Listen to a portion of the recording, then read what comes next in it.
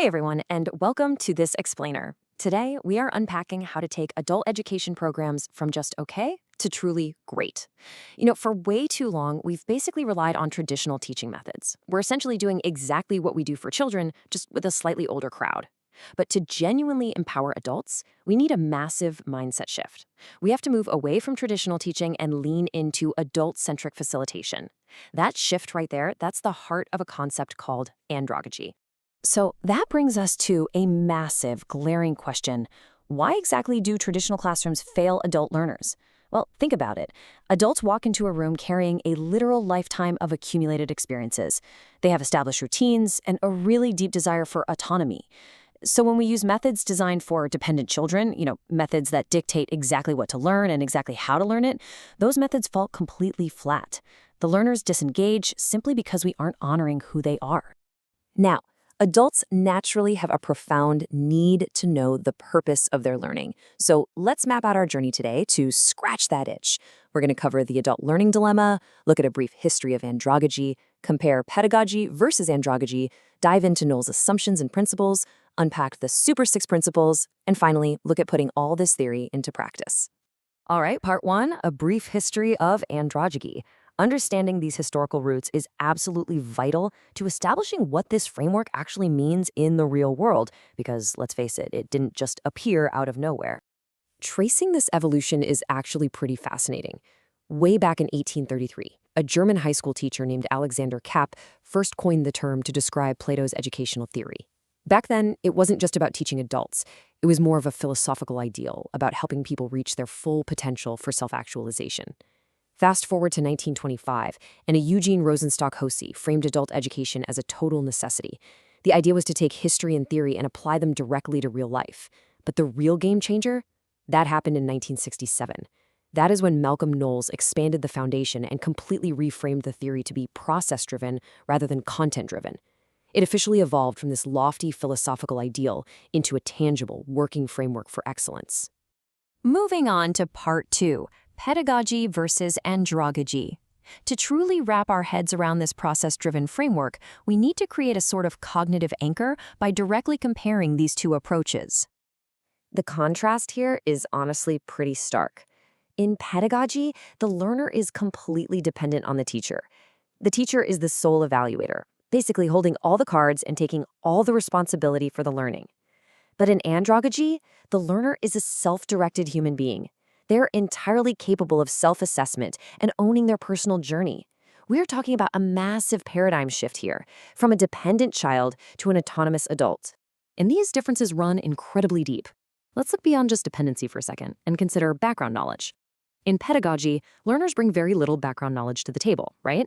So learning is rigidly prescribed by a set curriculum. In andragogy, though, a learner's vast life experience actually sets the foundation for everything. Instruction isn't about exhaustively teaching a subject from page 1 to the end. It's highly differentiated. It serves only to fill the specific gaps in the adult's knowledge.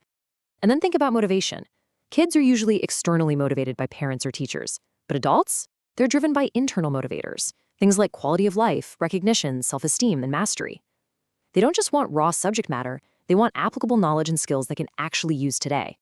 Which brings us to part 3, Knoll's assumptions and principles.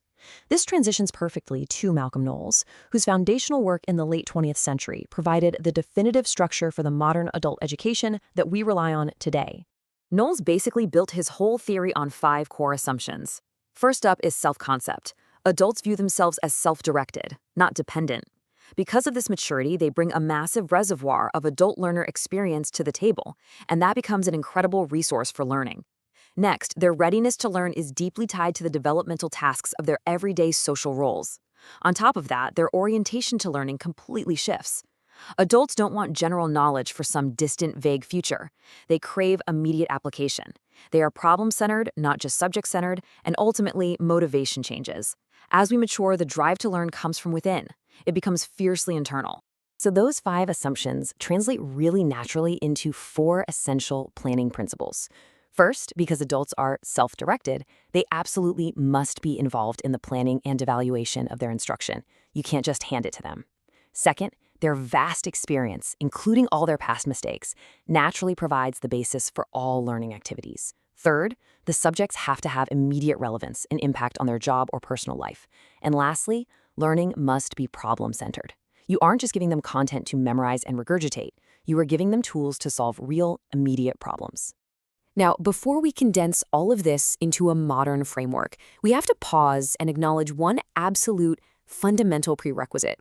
Adults must want to learn. Seriously, they learn best when the environment is self-directed and actually matches the personal purpose that brought them to the program in the first place.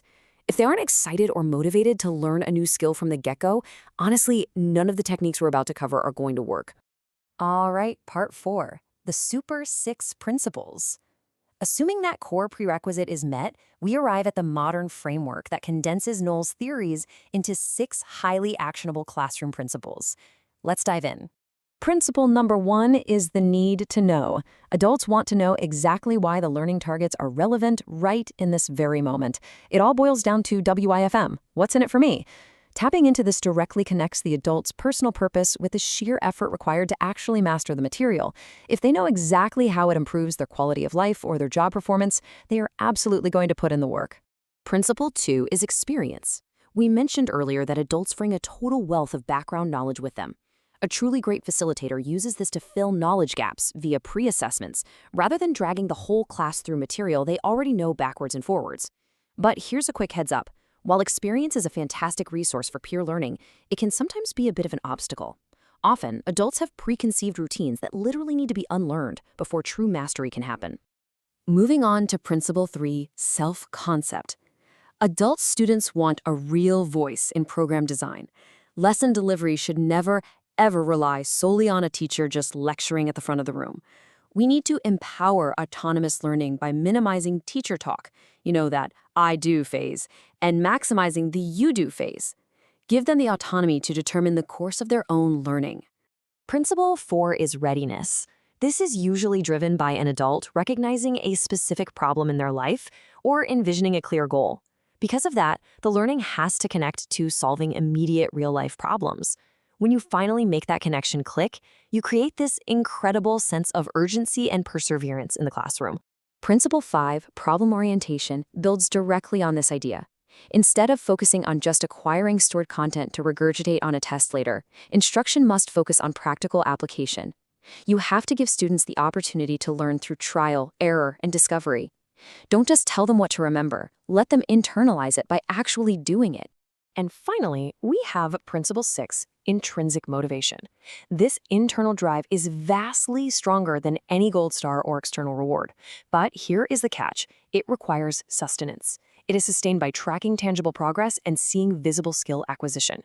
If your classroom activities suddenly disconnect from relevance and problem solving, this crucial intrinsic motivation will just evaporate, and your adult learner will simply walk away to find something better. Okay, part 5, putting theory into practice. We have the theory and we have the Super 6. So let's transition to our final, highly actionable segment and see how this all comes together. So, how do we actually build this into a daily checklist?